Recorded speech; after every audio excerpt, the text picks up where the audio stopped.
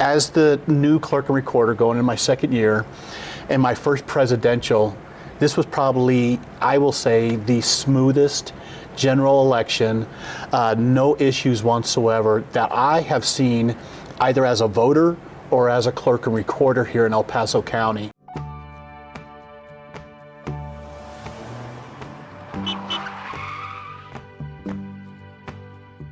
I was thinking it was going to be 90% turnout because just the emotion that was attached to it. So share with me what your thoughts are. Basically, why did you feel the voter turnout was going to be in the mid-80s, which didn't come there as well, came in the high 70s, and why do you feel it was lower than expected? I think it's a good question. I think it's having 3 elections in one calendar year is a lot for the public and for the voters.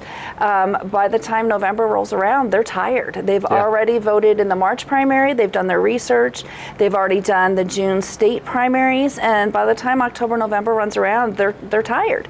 And this was an extremely long ballot, so unless you were very passionate about something on that ballot, you just tossed it away. We always hear this term, every vote counts. I could not sit there and share that enough when I was talking with the local media or on radio stations doing podcasts. And I truly feel that this particular race, that really came to light. It did. Like I said, originally we were a 7-vote difference, but at canvass, because of ballots that come in after the 8-day, during the 8-day cure, military ballots or ballots that were received timely in other counties, we do another upload at canvass, and that brought it within 6 votes. So we went into this recount with a 6-vote difference. Many feel that, hey, election day, polls close at 7, that's the end of the election, and that's entirely not true. They forget about the 8-day cure time frame where folks have to come cure their ballots, or we had voters that cast their ballot in different ballot boxes throughout the state. Yeah, so as long as the ballot is received in any county clerk's office in the state of Colorado by 7 p.m. on election night, we can count it. It'll move forward in processing. So we did receive a stack of about 12-15 ballots that were dropped off in Gunnison County that were dropped off in their ballot boxes by 7 p.m. And then we had that massive snowstorm that came in right after Election Day. So mail was delayed. So we actually got that stack of ballots after the 8-day cutoff. But those voters do deserve to have their ballots processed because they were turned in by the statutory deadline. So those ballots were counted in the canvass.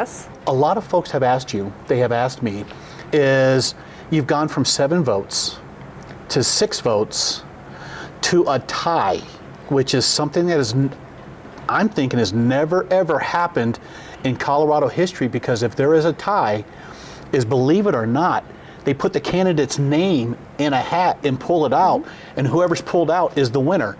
Correct. I was like, oh man. But if you could just share with all your knowledge and over 20 years of experience running El Paso County elections, is how did it go from a tie on the onset of canvass to a 3-vote difference between the 2 candidates? Sure. So once again, going into the recount, we were a 6-vote difference. Yep.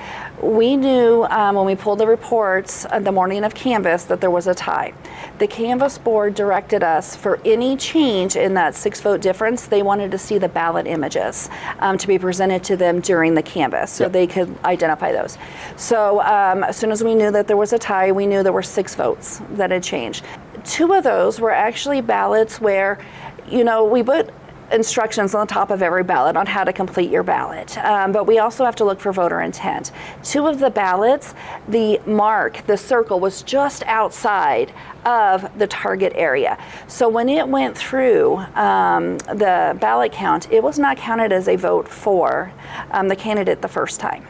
But because in a recount, the parameters change and any blank vote in that race goes to adjudication. So those 2 ballots actually went to adjudication because it considered it a blank vote. The adjudication teams, which is a bipartisan Republican and Democratic team member, looked at that and they determined voter intent was that voter intended to vote for that candidate. Right. And both of those happened to be for Steph V. Hill.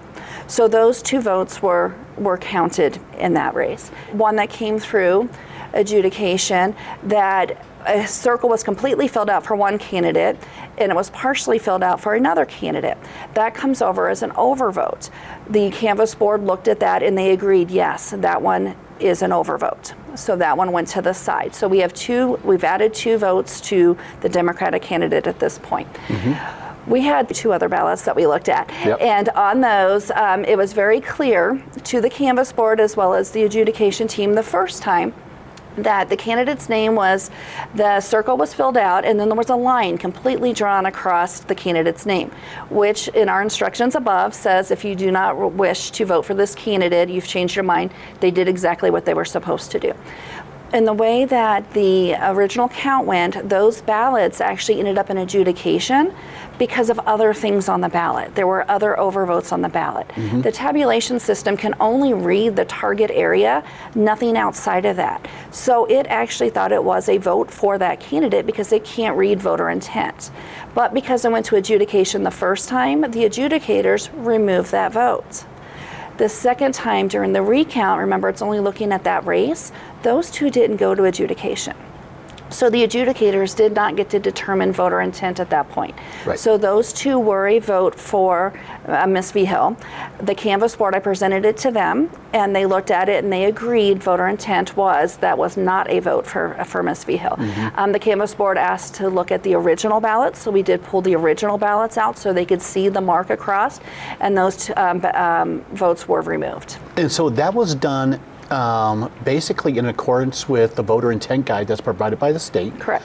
And the other thing is, it was a unanimous vote by the canvas board in regards to those ballots that were being adjudicated and looked at what the voter intent was. Correct. But Ange, I could not tell you how appreciative I am to you and your team.